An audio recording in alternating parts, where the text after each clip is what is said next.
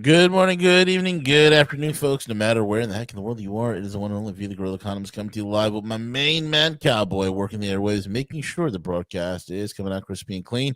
You know what I mean? And we have with us the one and only man who needs no introduction whatsoever. He is an absolute menace to society when I'm talking about kicking the banksters in the balls and showing people how to protect their assets. And that man is the one and only John J. Singleton, an expert in privacy, an expert in creating multiple streams of income. He's a successful businessman and entrepreneur. And now he's teaching everybody how to find success no matter what the market is. If the market's up, if the market's down, if the economy is down, if the economy is up, it doesn't matter. It's never lack of resources that stop people. It's lack of resourcefulness. And with that being said, John, welcome back, buddy. Thanks, man. Appreciate it. John, where do you want to take us today? I know you've been taking us on quite of a bit of a roller coaster with all the amazing paradigm altering information that you've given us, insights that nobody would be able to even figure out, and also key education that people can't learn anywhere. And folks, you can get John over at aceofcoins.com and book a consultation over there with him as well, and join his private club over at aceofcoins.club. The links are in the description box. So, John, the floor is yours, my friend. Hey, thanks so much. So I thought I'd do something real basic today, and just I hear on the radio advertisements for people with IRS collections, and these are lawyers that are. I'm going to show you guys. You want to tune in here because I'm going to show you how to do something in 5 minutes to stop the IRS and just give you a little bit of leg up on what's going on. But lawyers sell this type of service for like $4,000. I mean, they don't start out that way. They start out like $1,200, but they end up charging like $4,500 to do what I'm going to show you. Now, there's two parts here. I'm just going to show you the first part because that's all you need, really. The other part takes a little more effort, but I can do an overview on that one. But the first part is this, and it comes back from, okay, so when I started doing this work back in the 90s, it was when I was just learning, and I watched the congressional hearings on IRS abuses where you even had the government was being sued for things like wrongful death because of what the IRS did to people, resulted in some people just killing themselves. Wow, it was crazy, just out of control. But I didn't even know it was that bad. And so it was so bad that Congress just wanted to hear from the victims' families and other victims. It wasn't all about wrongful death, but it was, a wide range of severe abuses from the IRS. And it was so bad that the Congress did not even allow any single IRS agent to respond or defend against the allegations and claims made by all the witnesses and the victims of all these things. So the Congress only took the complaints and then acted upon it.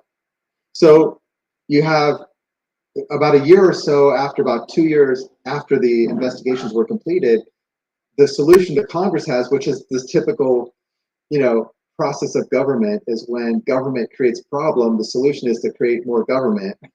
But it's actually working. It's actually helping people. So what the Congress did is create the IRS Restructure and Reform Act, and it was of 1998, I believe, 1998. It was written in 97. But anyways, what that did is it created two more layers of bureaucracy, which comes down to what I'm going to show you here. And the first layer is like a police review board of the IRS from the beginning. Like, you don't have to let the IRS do something first to get review. You can actually review as the IRS proceeds to do something. You don't have to wait for like a determination or something. Like what I'm going to show you guys is collecting your property. Okay, let's say your cash out of the bank. This is a great example. So bank levies. This is what I'm talking about. Okay, it works with everything, but just let's say bank levies. So there's the first layer. Now, that's not good enough. The Congress said we need to have a police function that's reviewing this new administrative review function that's reviewing IRS process. So you have two layers of bureaucracy, okay? And so what happens is, now it used to be where the IRS just takes your property. Now they're supposed to give people notice. And so what happens is they really don't do that. Or they give the bank notice and then they don't give you notice. And then maybe a month later when they took your property, like you levied your bank account, you get a notice in the mail or something, or maybe they only send it to the bank. I mean, I guess it just comes down to who's working there, you know. Yeah. But you'll know because a lot of times the bank tells you first, and then you just ask the bank for a copy of the notice. So what happens is this: because of these two layers of bureaucracy to try to police and prevent, you know, big catastrophic problems with people, like just they'll shut your whole business down. They don't think, the IRS doesn't think, well, you know, if we shut the business down, maybe he won't be able to pay us. They just shut the business down, right? They always take all the money. Right. So the IRS levies your bank account. Now people freak out, they panic, their checks bounce. The world is ending. They call the bank in a frantic, you know, state of, you know, what do I do? And nobody knows. And so many people call a lawyer. And so the lawyer gets you into a payment plan, but all your money is taken. Hmm.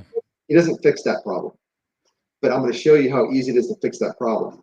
So the first thing when you have this situation, I mean, some of you hopefully have not been in that situation there listening to this, but you may have heard of people in this situation. And so I'm going to show you, this is the most efficient and effective way to do the thing that's going to serve you the best. That is keep your money.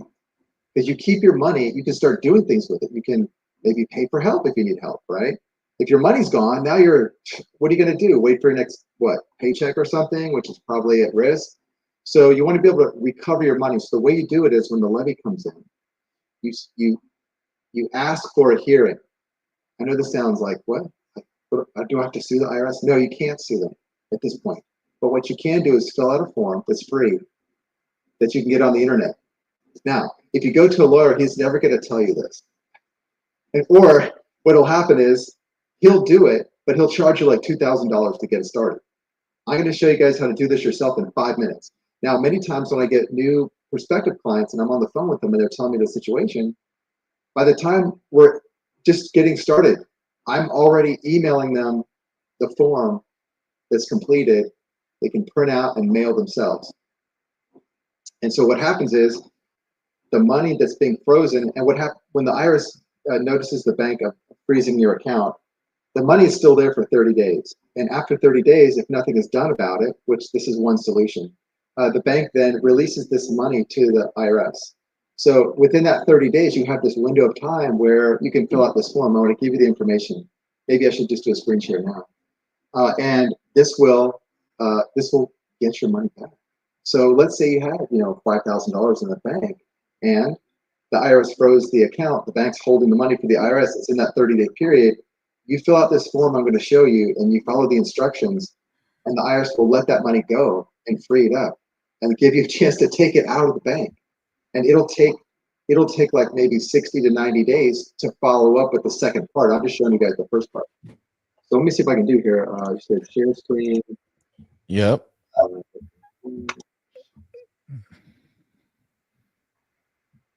Then what you do is click your Chrome tab or whatever what you want to, if you want to share that tab, and then here it is. New tab.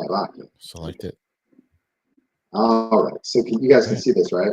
Yep. All right. So you could do a search on Brave. I mean, here's what you do. So you want to search on IRS form. It's a long number. 12153, and it's a PDF file. You want the PDF version. You can see it's already queuing up here. So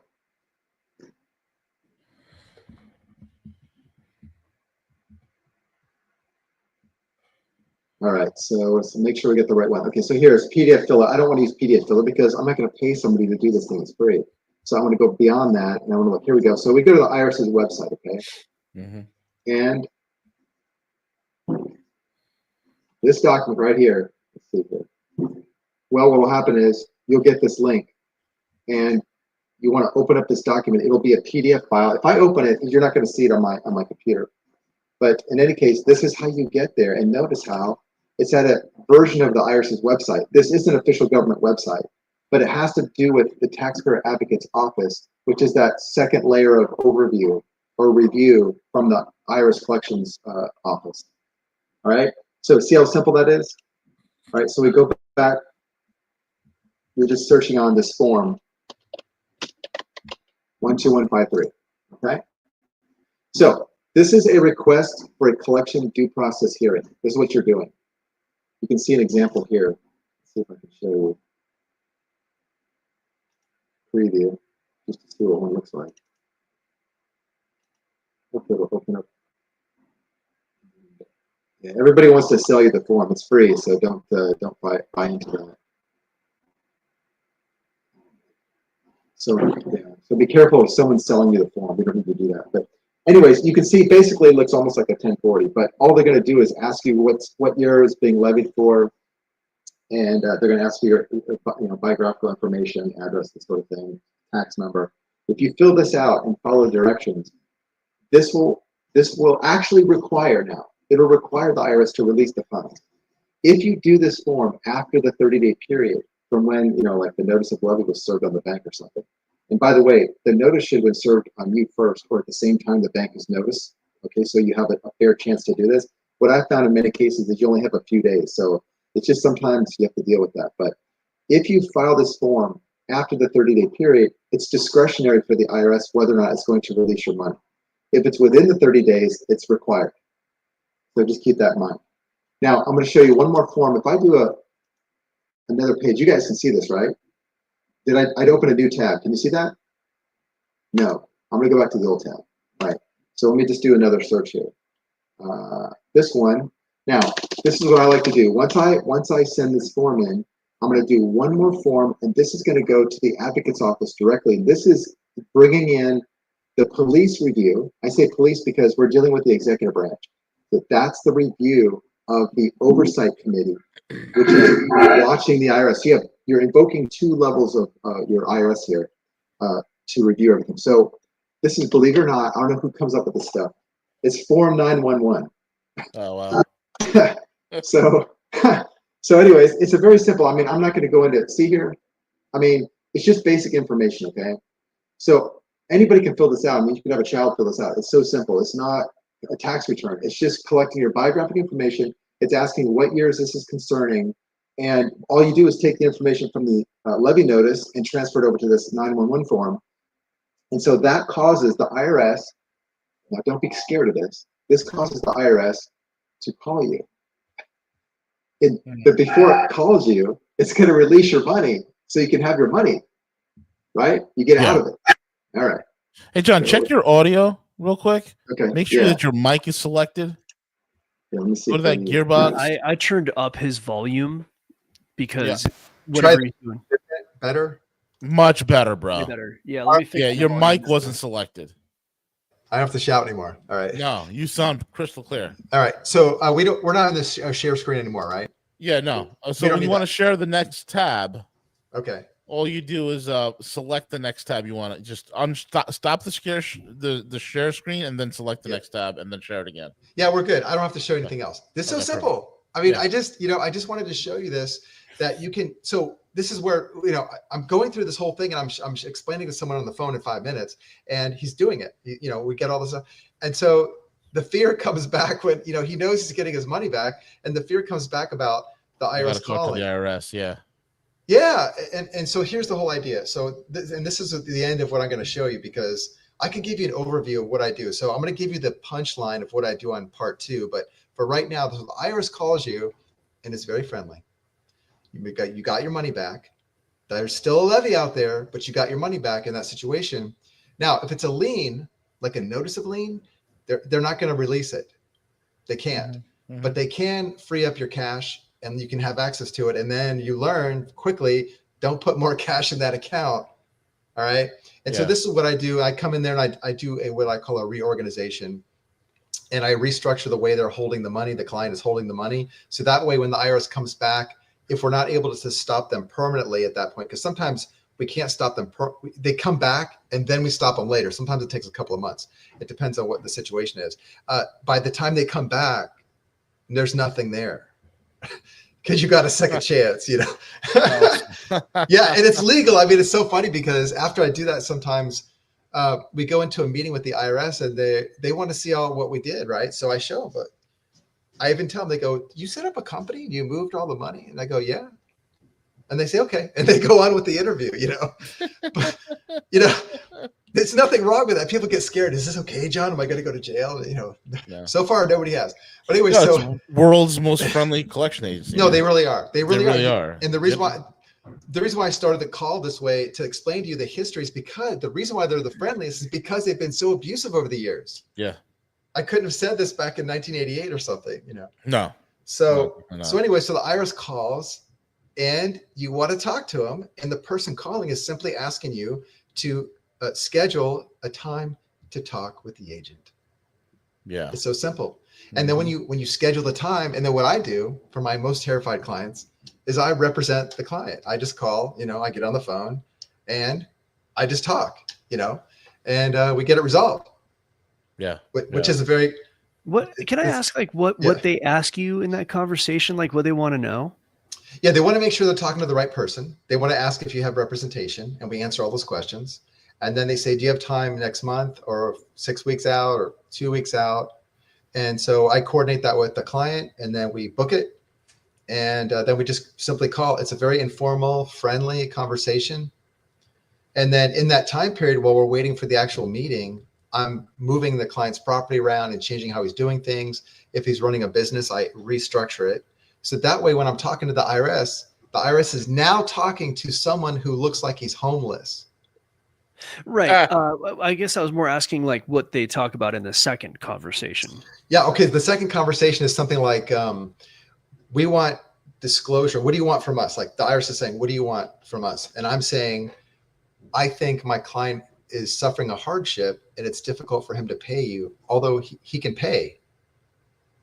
Now I'm lying, but this is how I talk to them. Mm-hmm. And so my purpose is to get the client into a situation where he's uncollectible. Then I get the IRS to agree that he's uncollectible by not telling the IRS that. So based on so the IRS is going to want financial disclosures. So this is where we give the IRS, basically it's tax return data. So we give the IRS information. Okay. Now this is why I restructure everything. So that way, when we give the IRS the information, again, it looks like you're talking to a homeless person. The IRS itself will conclude that you're uncollectible. And sometimes it doesn't work. Sometimes I can't do that, but that's okay because I can still get into a payment plan if I need to. I don't always do a payment plan unless the client, there's something I can't stop the IRS from taking. Right. So if I get him into a payment plan, instead of getting him being wiped out, like he loses $30,000, he's going to pay $150 a month. Mm-hmm. Right. And he who dies with the most debt wins is what I tell my clients. So that it doesn't matter how much you owe the IRS, just don't lie to them and keep as much money as possible for as long as possible. The IRS is your friendliest creditor. If you look at the interest rate on a deal like that, typically that I do, the interest rate is like going to be 0.2%. That's kind of the deals I make with the IRS if I have to. So that's the second call. And sometimes it takes up to 6 months. It depends on the agent. It depends on the client situation. And sometimes I've found even agents that you think are kind of mean, if you're trying to work with them, I mean, it looks like I'm working with them. First of all, I'm friendly when I talk to them, but I'm really an advocate for my client and I want to do things legally, but I want to make it to where my client can control his money. That's the whole idea. And so I've seen agents that I thought were just mean in the end actually did the right thing for people. Like went out of the way to actually say, you know what, I'm just going to check this box here and you're good to go. Making someone uncollectible.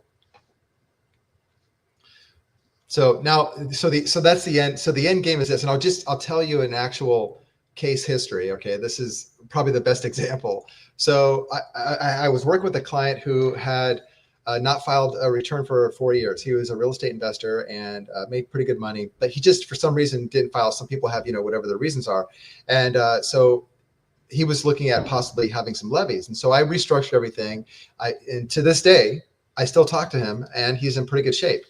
He still does what I show him. But in any case, I had him file returns to catch up. Now there's a presumption of fraud after the third year that you don't file. So anyways, that kind of concerned him, but I said, don't worry about it. They just want the money. So we did the returns so that we can make a deal. Now the deal was this. This is when I looked at everything he was doing, I saw that within 4 months, it took about 4, maybe 6 months, I was able to make the IRS conclude that he was uncollectible. So what we did is we filed tax returns with only standard deductions. Now remember, he's a real estate investor. So he had many other deductions he could have claimed. He could have reduced his tax liability immensely. And I told him, don't do that. I said, just make the debt as high as possible and therefore take only standard deductions. Now, I talked him into it. I said, just trust me, it'll work. And so he just accepted it, right? So about an hour later, I remember after I finished the call with him, and I didn't know this guy, he's a new client. His wife calls me and she says, why are you telling my husband this? And I said, ma'am, if you'll please just trust me, you'll see it'll work out. And she says, I don't know. Our lawyer said he could do this and that. And I said, please just give me a chance. Okay. And so she did. And anyways, so we go through this meeting process, right? There was the scheduling, then we go with the document disclosure. And he actually went into the IRS office in Atlanta and he met with them. And after I had structured everything, and he went by himself, I didn't have to go with him. He was comfortable with it. And we went in there and everything. And so a few hours after he was supposed to go to the meeting, I had forgotten, I was busy, and he calls me on the phone and I hear laughing, and he's laughing. And I said, and he goes, hey, John, why is it that they did exactly what you said? So the IRS actually wrote him a letter saying, we think you're uncollectible. And by the way, guys, this guy was a multimillionaire. The IRS said he was uncollectible and that they would check back with him in 6 months. Wow. That was 12 years ago. Jeez. He's never paid him. And he's current with all his returns and he gets all his deductions. And that's not a problem anymore because the reason why I had him file was because all the debt that he owed them expired. So he had to run the clock on him by filing. That's how you do it. Right. So that's an example of, the punchline. So the punchline of, what's the end game here? Well, I want to make it to where they agree that you're uncollectible, and that's their job. That's not it's no trick or anything. And we always have to tell the truth. Right. There are sometimes, like I've had cases where the client just sold a boat and for $30,000, right? And the money went in the account and then it's gone. And so we have to go meet with the IRS agent and we have to show him. And he says, you had this boat and you sold it. We see you put this deposit in here, and where did the money go? And so my answer is one of two. I tell my client, it depends on his, if he has a stomach for it. I say, don't say anything and just stare at the agent until he moves on. That's what some people can't do that. So I said, or say, I'm sorry, but I have other creditors. You're not the first on my list. I had to pay these other people, my grandma, So it doesn't matter what you say, just don't be afraid and don't lie. Right. So anyways, but that's the, pretty simple version of it. And when you hear all these things that, on the radio, the pitch is, if you have $10,000 or more in IRS debt, call this number now and this sort of thing. And that's all they're doing. They're downloading those 2 forms for free and they're sending it to the IRS. They're stopping the collection. They're freeing up your money. All they're doing is scheduling a time to meet with you. And yeah, you're going to have to give them a lot of financial information, but you need a strategy. You don't just give them a bunch of information and beg for mercy. You make it to where when you give them the information, they're going to conclude that you're either uncollectible or that it makes sense to take $150 a month, let's say, because it would otherwise create a financial hardship. So if I have to pay, the IRS will conclude it's a financial hardship. The other way is if I don't pay, the IRS is going to say, well, you don't have anything anyways. They can close the file. Right. Almost every case works out that way. In fact, just one I had that was a great example. I mean, this one almost took a year, I think. And it was a woman who was on Social Security, and that's why I did the deal with the IRS. And she had some weird, it was a weird thing that they disqualified for her monthly income. It was some sort of dietary supplement. And it was skewing all the numbers. And this is what I say, the IRS agent just said, you know what? Let's just include this with your groceries. It's okay. Yeah. I mean, he turned out to be a nice guy at the end. And so to this day, and that's been 4 years ago, she owed them a whole lot of money. And now she still does. And probably in about 5 years, she'll not owe them anything, but she's not paying them anything. And the IRS is not levying against her because the IRS concluded that it would be a hardship for her, which it would. Yeah. Yes. So that's the whole idea. So the end game is the part 2 is you make yourself uncollectible and understand there's rules, hard rules with the IRS that will recognize a hardship situation, but you have to get there. You can't lie. And so there's got to be ways to explain certain things and you have to have full disclosure, but you can do it. Yeah, it's nothing to be afraid of. Just thinking to get the right information and the right knowledge and the right person to show them the way, man. Yeah. Yeah, absolutely. Yeah, don't be afraid of it. So we have a system in place. It's there. It's, you know, the result of years of abuse, and now it's in our favor. And you know, it's a tool that you can use and not be afraid. And also to note that the current director of the IRS that Trump put in charge is somebody who was a longtime enemy of the IRS. Who is that? I don't know. Oh man, his name. Let me pull it up. It can't be Bannister. Let's see here. Nah, can't be Joe Bannister. IRS. Not Sherry Jackson. No. It's all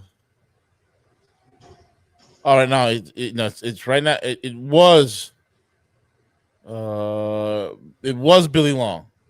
Okay. Got removed. So now it's Scott Bessent. He's doing both. Treasury. Okay. So the IRS doesn't even have a head. And right now the government shutdown has affected both the IRS. It's affected federal courts. It's affected so much shit. Very interesting. Yeah. It doesn't have money to go collect money. Or maybe, I don't know what it's doing, but I have no idea. Very interesting. But yeah, so that's, you know, V and I always talk about things like, you know, entrepreneurship and whatever. And part of it, part of doing things is having a little bit of courage, or doing things even though you're afraid of doing something. You know, it's uncomfortable to do something new.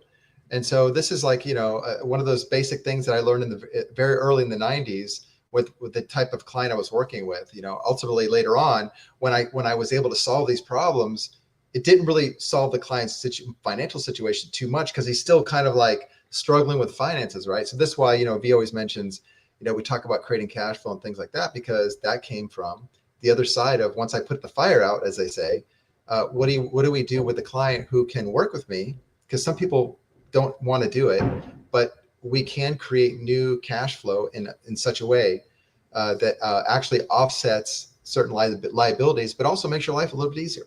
You don't need to be rich, but you could do something with, you can have money work for you, or you can work a little bit and make a few grand a month that more than you need, just with a couple of things. Exactly, man. Absolutely. John, what else is on your radar? Okay, so the one of the hottest things, I mean, this is when I saw this, like I think we spoke about last week, with this data collection with the video surveillance. Yeah, this is really concerning. I mean, I'm just thinking that pretty soon it'll be merged in with our monetary system and our use of money. So total surveillance capitalism. Yeah, so our use of money is no longer a some property right. We don't have any property rights out of our own money. I think this is the end game, maybe. But I love everything Trump is doing. I mean, it's just amazing what he's doing, and the whole administration. But they're just letting the surveillance state proceed onward without any inhibition, without any. Exactly. There's no stop to it whatsoever, man. That really concerns me. So what do we do? I mean, we spoke about this last week, where, you know, you put liens on your data and stuff. But yeah, going forward, I think this is a big concern. You know, a lot of people are just, you know, it appeals to people, the younger people really, that don't understand that privacy is a property right, and that if we lose it, we lose a big thing. We lose a big function in our society. It's a great way to kill and curtail First Amendment. People don't realize that. Yeah. You start going the privacy route. It's a way to crowbar the First Amendment and weaken it. Yeah. And the Fourth Amendment. All the constitutional restrictions that we've had in place for many years are waived just because you're going about living your life, you know, buying consumer goods and services. Now all these waivers are built into your dealing with, you know, commerce. I shouldn't say commerce, but, you know, retail transactions. All these waivers are built in, and so you could recover this somewhat, probably quite a bit, with liens on your, you know, licensing out the collection of your data. But this really concerns me. If you're going to ask me that question, it's so pervasive. I don't know what we can do other than impose terms on this data ourselves. Yeah, exactly. Any do you have any examples in that regard? Okay, I like the example of, you guys can probably notice this yourselves if you're probably already using a Ring camera for convenience, or it's cool. Yeah. That Ring camera can create all kinds of liability for yourself. I mean, think about if your neighbor's house is burglarized and he's within the view, his house is within the view. of your they'll ask for camera. my thing, and next thing they got access to everything. Yeah, you could be a suspect in the burglary, let's say, for example, or you Sure. could be a witness in the crime. It's all kinds of. I mean, why don't you reorient your camera so it's only focused on your door or something? But then you got your neighbor with his camera, so this is a big deal. I mean, that video surveillance is huge. I mean, you got the retailers like Home Depot and Lowe's and that they're surveilling their parking lots for your tag, and there's merging of databases right now so that at a push button, just by Home Depot getting your tag, can grab all the data from you where your car's been driving for whatever period of time. This is crazy. It's wild stuff, man. Yeah. So just, I mean, I'm not saying we should, run for the hills. We need to be intelligent and realize that the climate for this right now is to move forward as fast as possible. And so we need to take measures to protect our data intelligently. And shift the liability. If your neighbor has a Ring camera, you should send them a notice and say, look, unless you reroute your camera, you could be a suspect in a burglary at my home or a witness or both. Sure. There's something like that. I mean, he may not like you after that, but Exactly. I mean, you could do it in a friendly way. My grandmother always said, you can say anything to anyone as long as you smile. Right. So far, no one's punched me in the face for stuff I've said, so I'm okay, I guess. Yeah. But yeah, that's coming. More video surveillance and the I used to joke about this. Hey guys, don't worry about the collection of your data. Who's going to analyze all that? Well, now we have AI, and it's doing pretty good. So yeah, and here we go, the brave new world. Yeah, exactly. John, thank you so much for being on, man. A lot of great info as always. And folks, if you want to get a hold of John, you can find him over at aceofcoins.com, aceofcoins.com. Join him over at aceofcoins.club. And any last things you want to say, John? No, thank you so much, VJ. I always love it. Always a pleasure, my friend. With that being said, we're over now. Take it away, cowboy.